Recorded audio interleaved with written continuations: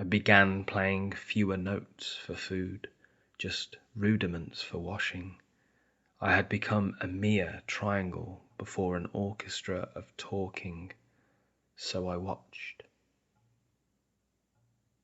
I saw how words define through repetition, as repetition forms a pressure on the herd, a pressure which repeated forms a prism of a word, one block of meaning which is said to shed light. Depending where you're stood, it can be white or any other colour. So each word remains a secret in the pocket of another. For some, one word could mean a fat pigeon flapping, a tacky wet lozenge, my mother's caress. A glacier the size of a hen drooling eggs in a scrambled net, all meaning defined and lost in your underlying consciousness. As I have said, so many noises, so many words, so many ways of interpreting words, and what's worse is the size of the web which forms. Dormant in the middle, you lie in stasis, flies spread on the rack of language, stretched by conjurers. These people, with 1,000 words for one, are but clowns with glitter, alchemists of nothing, whose sad faces we know better. They straddle you to escape, and yet you scream behind small talk. You bear chains of jargon you never wanted or thought you would choose to wear. Lose their web. Join me here, beyond the blanket of sky, at the edge of the sphere. In this matter, you have a choice to consider, as I have done too many times to count. If you could speak only ever one word, how would you stop from becoming a sound?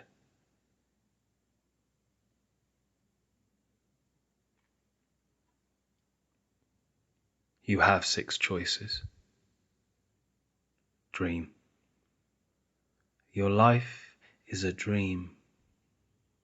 I would reach out my hand as to dream lifts up the soul. But the false comets I've seen, which arc and hurtle back to earth, make such a life a dream. True, comets burn in a direct beam, but in opposition to the mass, to dream may lift the soul, but they seem powerless when life is just one dream, just one drop within a stream. You must pour your will in many, as to dream needs many souls. Stand on the shoulders of ants. Use the safety of the whole. Such a life can rise to dream, as to dream lifts up the soul. Root. The beauty of a root lies in its silent hand, as to root always creates a tasty, naive fruit that poisons in despite of the beauty of a root.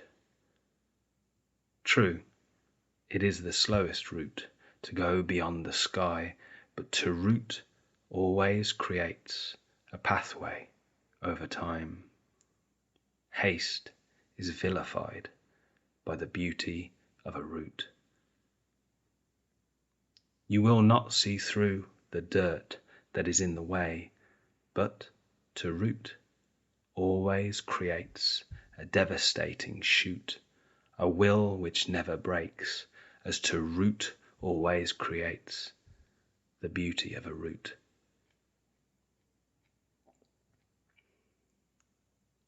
Tale. Tell a tale in 3 parts, as to tell a tale is human. Lead the ants on veering trails, then in the desert say, tell me each your tale. Create a scale of noise which shows that telling tales is human. Gag them on their own tales. True, this may cause a little doubt, but tell another tale. Veil their ears to the choking in their mouths. After all, following tales is human. Christendom, serfdom, capitalism, men as marionettes, told tales of threat and hope, as to tell a tale is human.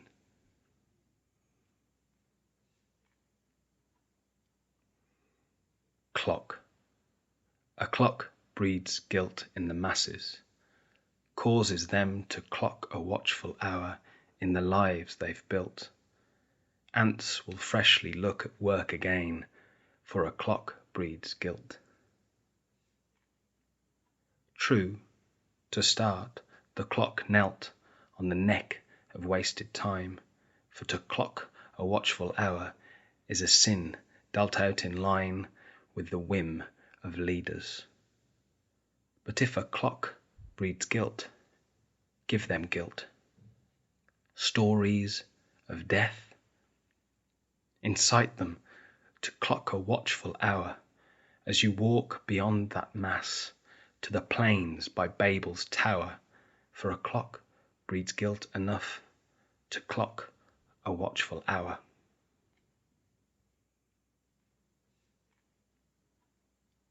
Sea. No harm can come the sea, for the sea cannot be cut, but we drown within its wounds when it sounds the waves of freedom from a mouth which can't be shut. No harm can come the sea, true, or its speaker who can see its canvas clear as knives, that you could drown within its wounds. Still, impulsive fools will sing, no harm can come to me, as no harm can come the sea. And so, the greater it may be to encourage journeying in ants who drown within its wounds, then, to reach me, walk on water, use their heads as stepping stones in the clinical vast of sea where they fall within its wounds. Echo. An echo is a kiss, returning borrowed breath. To echo is to love. A parent's call in stress at a footstep towed too far is an echo as a kiss. True, where lacking depth, playing shadows may not help, but to echo is tough love, and overwhelmed, listless, the ants retire to sleep, the echo acting as night's kiss. When they're there, await the breaths they miss, their last in useless lungs. In an echo that was loved, edge backwards out the door, a faceless body for. To echo is to love, as an echo is a kiss.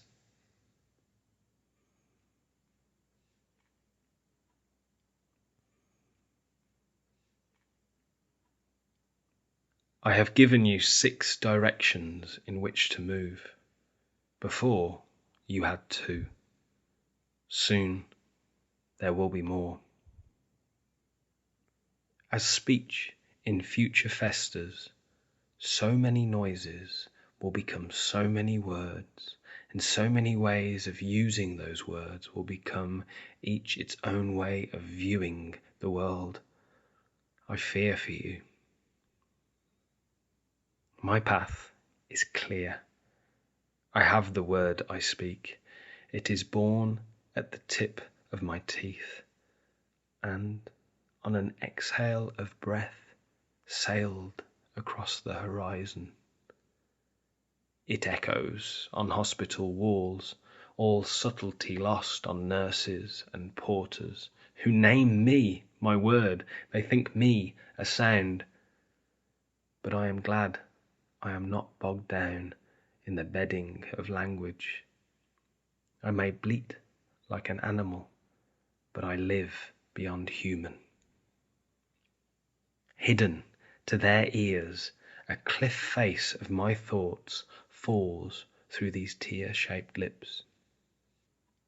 Only in middle age did I learn to own it. It became a grate to filter sewage out, and to think my mother would ask at first, "What is wrong with his mouth?" She would call it the rabbits. He calls it Aphrasia. I call him my doctor, as well as other things. But to him, I am no patient. I am an accident of God, the straw basket on the river to serve him.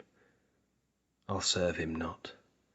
My word is my captain, helming a drunk crew of doubt through the blanket of sky to the true source of light, the horizon.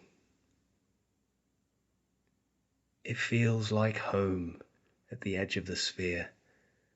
And tell me, if I play with faith to say, the orchards, arboretums, and lost gardens of my home exist here.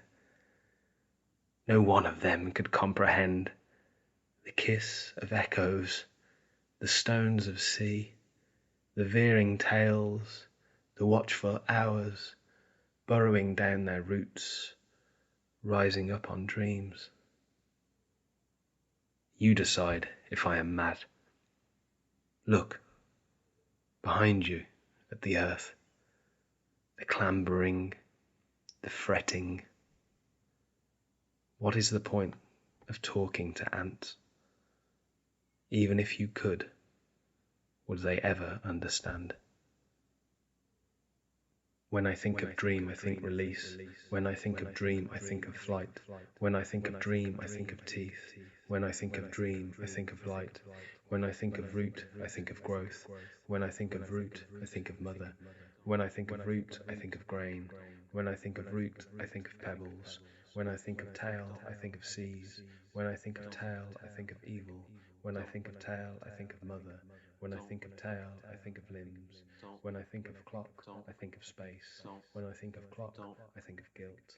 When I think of clock, I think of coils. When I think of clock, I think of waste. When I think of sea, I think of weddings. When I think of sea, I think of eyes. When I think of sea, I think of tongues. When I think of sea, I think of little else. When I think of echo, I think of echo. When I think of echo, I think of cliffs. When I think of echo, I